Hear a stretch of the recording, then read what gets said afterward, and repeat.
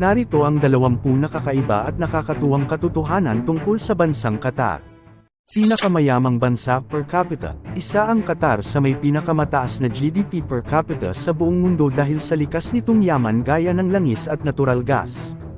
Base sa World Bank at Macro Trends, ang nominal GDP per capita ng Qatar noong 2023 ay nasa bandang $80,200, na posibleng mabago ng kaunti ngayong 2024 to 2025, depende sa global na pagbabago ng ekonomiya. May higit 13% ng natural gas sa mundo. Ang Qatar ay isa sa pinakamalalaking tagapagtustos ng liquefied natural gas o LNG sa buong mundo. Ang Qatar ay may higit 13% ng natural gas reserves ng mundo, karamihan sa North Field. Katabi ito ng South Pars Field ng Iran, magkasamang tinatawag na North Dome South Pars Gas Field. Ito ang dahilan kung bakit ito ay energy superpower, mayamang bansa, at LNG leader sa buong mundo. Walang ilog sa buong bansa ng Qatar. Isa ito sa mga kakaunting bansa na walang permanenteng ilog o lawa. Walang ilog sa Qatar dahil sa likas na klima at heograpiya ng bansa.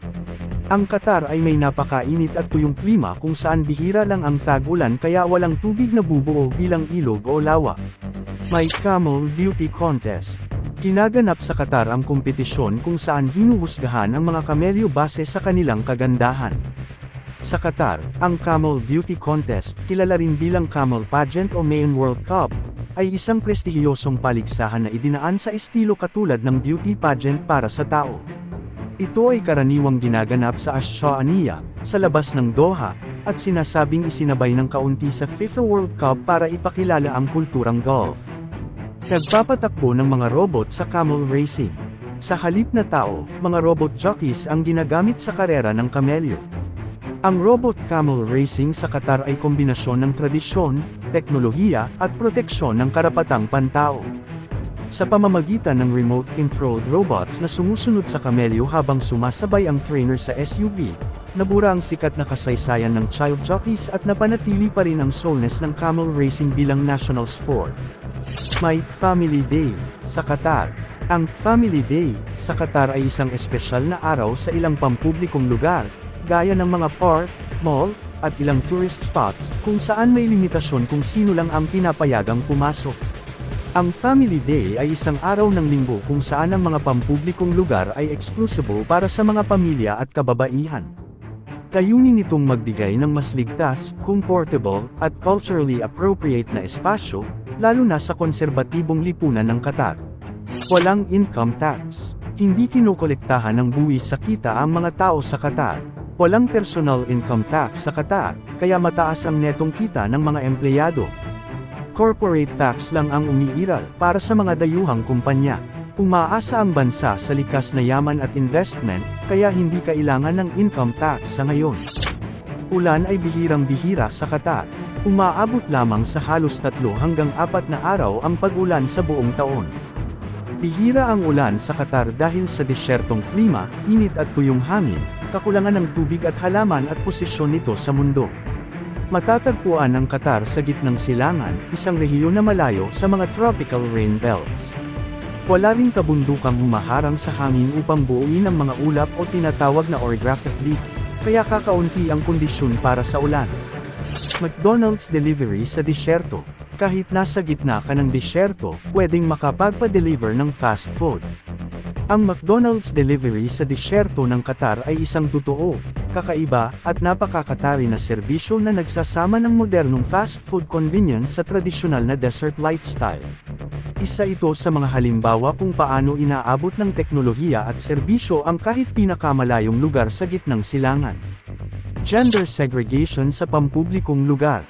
May mga pampublikong lugar na may hiwalay na seksyon para sa kalalakihan at kababaihan. Sa Qatar, ang gender segregation ay malalim na nakatanim sa kanilang kulturang panlipunan at legal na sistema, mula sa pampublikong espasyo hanggang sa pamilya. Maraming lugar tulad ng ospital, klinika, gym, swimming pool, mosque, at parke ang may hiwalay na pasukan o oras para sa lalaki at babae. May luxury airport na may teddy bear. Sa Doha Hamad International Airport, makikita mo ang isang napakalaking teddy bear sculpture na tinatawag na Untitled o Lamp Obert ni Swiss artist Urs Fischer. Ito ay may taas na 7 metro at tumitimbang ng humigit kumulang 18 hanggang 20 tonelada, gawa sa bronze at nakaupo sa ilalim ng isang malaking lampshade. Layunin ng sculpture na bumalik sa alaala ng pagkabata, nagpapahiwatig ng nostalgia habang naglalakbay ang mga pasahero. Pinakamabilis na paglago ng lungsod. Ang Doha sa Qatar na kabisera nito ay isa sa mga lungsod na pinakamabilis ang urban development. Matatagpuan sa silangang baybayin ng Qatar, sa tabi ng Persian Gulf. Pinakamataong lungsod sa bansa na halos 80% ng populasyon ng Qatar ay nakatira sa paligid ng Doha. Ito ay sentro ng politika, ekonomiya, edukasyon, at kultura ng bansa. Kilala sa futuristic skyline, luxurious malls, at makasaysayang lugar tulad ng Souq Waqif. Mas maraming migrant workers kaysa lokal. Mahigit 85% ng populasyon ay mga dayuhang manggagawa. Ang dahilan kung bakit 85% o higit pa ng populasyon ng Qatar ay mga migrants o dayuhang manggagawa, ay dahil sa mga sumusunod na salik sa ekonomiya, politika, at demografiya. Ang kafala system ay nagpapadali para sa mga employer sa Qatar na makakuha ng murang manggagawa mula sa South Asia, Southeast Asia, at Africa. Karamihan sa migrants ay galing sa India, Nepal, Bangladesh, Pakistan, Sri Lanka, at Pilipinas. Bawal magpakita ng labis sa katawan. Ang dress code sa Qatar ay batay sa Islamic culture at tradisyong konserbatibo, lalo na sa mga pampublikong lugar. Bagamat hindi kailangang magsuot ng abaya o kondura ang mga dayuhan, may inaasahang respeto sa lokal na pananamit. Magsuot ng damit na hindi masyadong masikip o manipis, takpan ang balikat at tuhod. Sa mga mall, government offices, at museo, hindi dapat sleeveless, crop top, o shorts. Sa mosque, kailangang magsuot ng abaya at magtakip ng buhok. Napakababa ng crime rate. Ang Qatar ang isa sa mga pinakaligtas na bansa sa buong mundo. Ang Qatar ay ligtas dahil sa kombinasyon ng mahigpit na batas, aktibong seguridad, relihiyosong kultura, at mabuting kabuhayan. Ang mga mamamayan at residente ay disincentivized na gumawa ng krimen dahil sa mabilis na hustisya at takot sa deportation o matinding parusa. Air-conditioned na stadiums. Gumamit ng high-tech cooling system ang Qatar para sa mga open-air stadiums sa gitna ng disyerto. Ang air-conditioned stadium sa Qatar ay isa sa mga pinakakakaibang innovation sa mundo ng sports. Ginawa ito bilang bahagi ng 2022 FIFA World Cup upang labanan ang matinding init ng disyerto. Dahil sa extreme desert heat ng Qatar na umaabot ng 45 hanggang 50 degrees Celsius, kailangan ng climate-controlled environment para maging ligtas at komportableng panuurin o laruin ang mga laban. Ginawa ito bilang bahagi ng pangako ng Qatar na gawing green and sustainable ang World Cup. Driverless Metro System. Ang Doha Metro ay isa sa mga pinakabagong fully automated train system sa mundo. Ang Doha Metro sa Qatar ay isang fully automated, driverless rapid transit system na sinimulang palawakin noong May 2019. Binubuo ng 3 linya ang red na 40 kilometro, green na 22 kilometro, at gold na 14 na kilometro, na may 37 istasyon at kabuoang 76 na kilometro na network. Wala itong driver o tanging ultimate automation lang.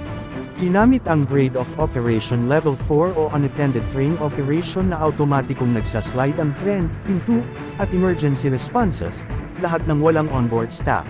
Gumagamit ng Communication-Based Train Control o CBTC, mula sa Thales at Wi-Fi-based signaling para sa optimal na pagbibiyahe. May artificial na isla ang Qatar na tulad ng The Pearl. Isa itong island development na parang katulad ng Palm Jumeirah ng Dubai. Ang artificial island ng Qatar ay ang The Pearl Qatar ay isang high-end, man-made island na kilala sa mga luxury residences, shopping, at waterfront lifestyle. Matatagpuan sa baybayin ng Doha, hilagang bahagi ng West Bay Area. May lawak na humigit kumulang 4 na milyong square meters o 400 hectares, ito ay hugis perlas bilang simbolo ng pearl diving history ng bansa. Naglalaman ng pinakamodernong lungsod sa disyerto. Ang Lusail City ay isang ultramodernong lungsod sa Qatar na itinayo mula sa wala, isang smart city na disenyo para maging simbolo ng makabagong urban development sa gitnang silangan. Nagtatampok ito ng Smart City Technology, may sariling light rail transit, Lusail Iconic Stadium na ginamit noong 2022 FIFA World Cup. Ang Lusail City ay itinuturing na City of Future ng Qatar. May Falcon Hospital para sa mga lawin. Ang Souq Waqif Falcon Hospital o SWFH, sa Doha ay isang natatanging ospital na nakalaan eksklusibo para sa mga Falcon, ang pambansang ibon at mahalagang bahagi ng kultura ng Qatar.